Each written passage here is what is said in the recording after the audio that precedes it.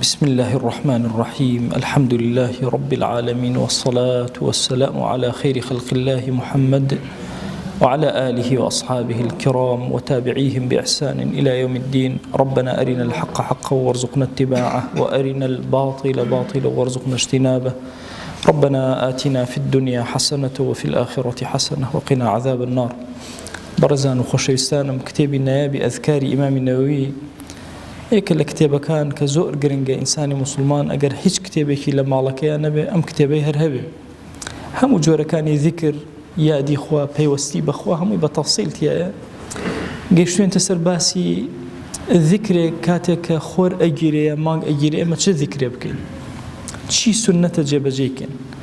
أفرمي اعلم أنه يسن في كسوف الشمس والقمر لكسوف خسوف قمر. سنة وهاي الإكثار من ذكر الله تعالى. ما نجيرا خور جيرا أبي زور ذكري خوابكي زور دعابكي. وتسن الصلاة له بإجماع المسلمين. هم إجماع المسلمين لسر أوي كنوشكي دعاء زوركي ذكري زوركي.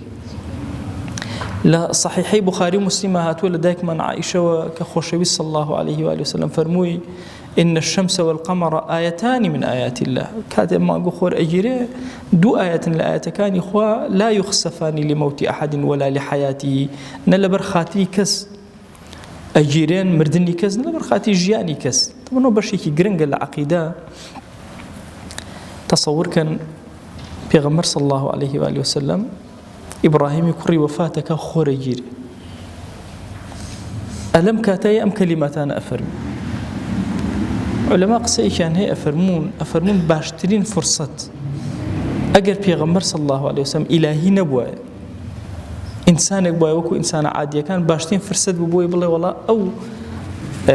هناك جيرا أو خورك جيرا لبرخاتي كركم حمو خلقش قناعتي أنا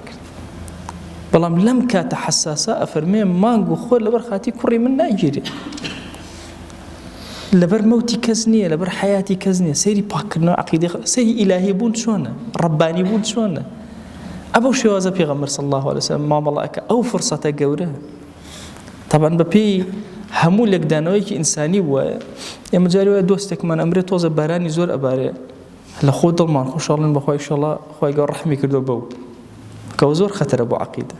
باشا أو بفرصة زين بشكم أو كلمة يبلين باش به ها. بينما بيغمر صلى الله عليه وسلم هو كري الشيرين الروشتوه أزان شنطعن لبيغمر درا صلى الله عليه وسلم لبري كرينيه باشا كشي أو خوي قال كري في عطاك كردو كرة كجوتا أو عندنا راحت شو أجريه بيغمر صلى الله عليه وسلم للروايات قال فرمي أجريه وكان يا رسول الله صلى الله عليه وسلم توج أجريه فرمي بالله القلب يحزن والعين تدمع شاو قريان أبانون دلج غنبارة به بلام كلمين نالين خارجي أو بك سنورة بك خواب دانين بلام سيرك لم كات حساسة أفرمي ما أنقو خور دو آياتي خوان لسر زوية ربطي بمردني كسو برجياني كسواني سيري أو دام الزانة عقيدة لنا وخلقات شن جوان هنا يأتي بيغمر صلى الله عليه وسلم. أفرمي روايتك فإذا رأيتم ذلك فادعوا الله تعالى وكبروا وتصدقوا سيشتي بودياري كردو أجر هاتو أمتان بيني خورجيرا مانجيرا دعاء زور كان الله أكبر زور كان صدقي زور كان يكيق السنة فرا مشكرة وكان لنا إما صدقي ها مانجيرا خورجيرا بير من لا صدقني لو أتي الذكر كين دعاش بكين نيجش بكين بس صدقنا كين لفرماشتك أفرماشي الصدق وتصدق لبخاري مسلم هاتوا للرواية يكترى أفرماشي فإذا رأيتم ذلك فاذكروا الله تعالى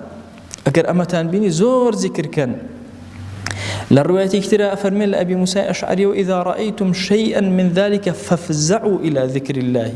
ودعائه واستغفاره. إنسان شون أترسي بير كان وكسك أجاي لأخويني إسراحات بريك أروى كسة بخيش ليك شون أترسي وبيتفزع شون رأى بريه باش أفرمي رابر كاتك أو تنبيني خد مشغول ما كبشتي ترى خو بس التلفزيون كبزام شن إيشي جيرا وشن إيشي نجيرا وموبايلكم توزع إيشي جيرا توزع إيشي كورة كاتي أولنية ففزعوا راكة شون لترسى راكي لفزع بهمان تشن راكن بروشي برو ذكري خوا دعاء خوا استغفار داوي لبردن لخوا. إذا رأيتموها فادعوا الله وصلوا لروايتك فالنيشكن، يعني استغفارك دعاءك ذكرك صدقك نيشك خريك أمانة بل لو كاتك خور أجيري يا مان أجيري. صحيح مسلمة واردة أفرمي هاتم خزمت بيغمبر صلى الله عليه وآله وسلم عبد الرحمن بن سمرة أفرمي خور جيراب وسيرم كل نيجك دسي برس كدوة تسبيحاتك سبحان الله ولا إله إلا الله والله أكبر والحمد لله أك ودعاءك حتى وكو خريب وردة إثر ورده النجاتي أبو بر أبو الله لو كاتا دو سورتي كرتي خندو دور كان نيجي كردو كتاي بهنا همو أما لبيناوي شيء لم كاتا تو أبي بزاني أركي توشي طيب من مسلمان حم مشتك من ياسا بروا كان هيج برنامج لسر أمزويا وكو إسلام حم مشتك الياسا خوريرة ما يجري كورا باران ناباري أما إيش معناه يعني نيجي كن بوي نكبوي باران بباري ها بوشي نيجاكن بوي كاتي هاتو خور جيراو نكبوي خور بربيا برنبي وإشي أمنية كاتي نيجاكن شون بانجي نيوريدا باش خور هات ناوراتي أسمان توز الله دا الزوال تو نيجي نيورمان دس بيك كاتي هاتو كاتي نيجاكن هاتو كاتي ذكر هاتو كاتي فرصة هاتو إنجا فصلك باسك على كورة زور دريش كرو أو نيجيك إيكي كورتي مكة أفرمي يستحب إطالة القراءة في صلاة الكسوف زور دريجي كيتو القرآن خيان أفرمي جاري كان بيغمر صلى الله عليه وسلم سورة بقري خيان لركاتي دوما بأندازي دو صط آياتي خيان لسيهما صط بانجا دواتر صط أو اندي خيان بيغمر صلى الله عليه وسلم شوار طبعا إما دو ركعات بلا من هالركعات كدو جار ركوع بين باش هلاسينو الركوع بيت هلاسيتو هم قرآن دس بي أكيتو الكواوت شوار جار قرآن خيان نهاية شوار جار يعني تو الله أكبر كي دسكي بقرآن خيان أشيت الركوع خلصيته هم دسكريته ودسكيته بقرآن خيان إن جاء أشيته الركوع أبو شوازن يجي أو أكله جوازك أو يجي كسوف شون كون قرا وبين يجي كش بقرة مرادك أما ابن تيمية أفرمي شون قردوني قري وأخوة جل جلاله نيجي كي بدنا نيجي كوكون يجي يترني ها شون قردون قرا نيجي أمش قرا دو جار قرآن أخير دو جار ركوع أبي لهمون يجي كان ترى يكجر قرآن أخير يكجر ركوع أبي لركاتك إن جاء أفرمي دعائي كاتك شوت ناو ركوعه للركوعية كمتا بأندازي خندني كم بوس يعني بأندازي سورة بقرة بيركنا لا دوما دو صوت آيات سهم صوبا جاء شوارم صوت شوار ركوع للسجدة كان إمام نفر مهروة السجدة كم زور دريج دواترها كم تر أو تأخير تسلسلك وكما يتخوار أفرمي أما لما سلي سجدك خلافة طبعا لما زبي خوم أنا مزبي إمام الشافعي زورك لمحققين مذهب فرمي أنا نابي سجدك دريج كريتو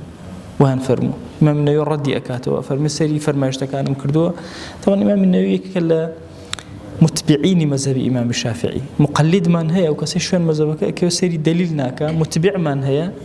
سيري شون مذهبك طبعا الشافعي مذهب إمام النووي بلام شون دليلك سيري دليلك الله ورد سيري دليلك أنا مكردوه سجدكان أبي بأنداز الركوع قيامك دريج أو دريج أفرمي سيري أومك شرحي مهذبة بدريجي هم دليلكان وهم إمهنا إن جاء أفرمي دقي إمام الشافعي شمهنا وكليك لقسكاني أفرمي سنة زور دريجي بكيتو أيتر هندي الأصحاب فرمي أنا جلوس لبين دو سجدكايا زور دريج مكروا أو أن قيناك بكرتي هروكو خوي بالطبيعي به الله روكو عادة الله أمش هشتا قماني كيتيايا تكون الصحيحة واردك في غمر صلى الله عليه وسلم لوش دريجي كردوته واتبيني سجدكاني شي هشتا هرب دريجي كردو أفرم السنة دواء أيش دريج كيتو بلان بأندازي أونا بلان مسألة هستانة ولا الركوعك أي أيش هر دريج كينو بهماتش أفرم أوان دريج ناكيتو تشهدك دريج ناكيتو أو أنا دريج ناكيتو تحياتك دريج ناكيتو أي أجر كسي هيج دريجي نكدو بس سورة فاتحة خير سورة فاتحة خير شو الركوع هل صار سورة فاتحة خير هم شو الركوع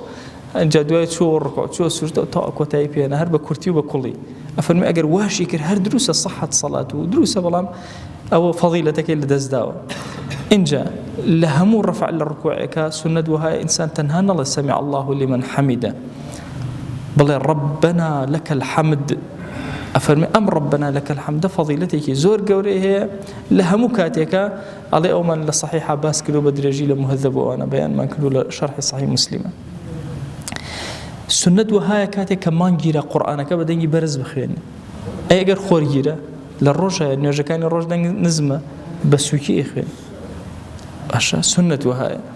أفرمي يسن الجهر بالقراءة في كسوف الشمس ويستحب الإصرار في كسوف الشمس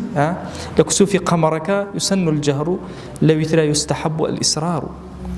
إن جاء لدواء إنه يجاكو دو خطبة أداء لدو خطبك واباشا بأسي ترسان لأخوة جل جلاله بكري وهاني خلق بدا لسروي طاعتي خوابكن صدق بكن اعتاق كان أجر عبد أبو آزاد عبد آزاد كان أو شهرهم ولا فرمايشتي بيغمرة صلى الله عليه وآله وسلم هاتوا وزور هانيان باش شكري نعمتك كان خواب كان أجان لغفلت بمغرور نبن هم أمانة لسنة واردة كإنسان أمانة باسبك أسماء رضي الله تعالى عنها أفرمي بيغمري خواه صلى الله عليه وآله وسلم أمري بيا كردم كبرم عبد آزاد كم لكاتي خوري جيران أمري بيكردم بآزاد كني عبد أجر عبد هو همو أمانة أو أذكاران كإمام النووي لباسي كسوفي شمس وخسوفي شمسة باسي كردو بياني كربو من بوي بزاني لو كاتات شيء أكين شون الذكر أوراد كان من أكين أو كزور جرينج لنا ولاتي خمنا نية بيا جمال بصدقة لو كاتا ولو اشتكي دوسط وبنجاج بصدقة بك دبر خاتي سنتك بيغمبر صلى الله تعالى عليه وسلم يا ربي خواجان أم فرماش تشيرين أنا بيغمبر صلى الله عليه وسلم بكرة رأيك الروشن بوجيان من بكرة رأيك الروشن بناوغور من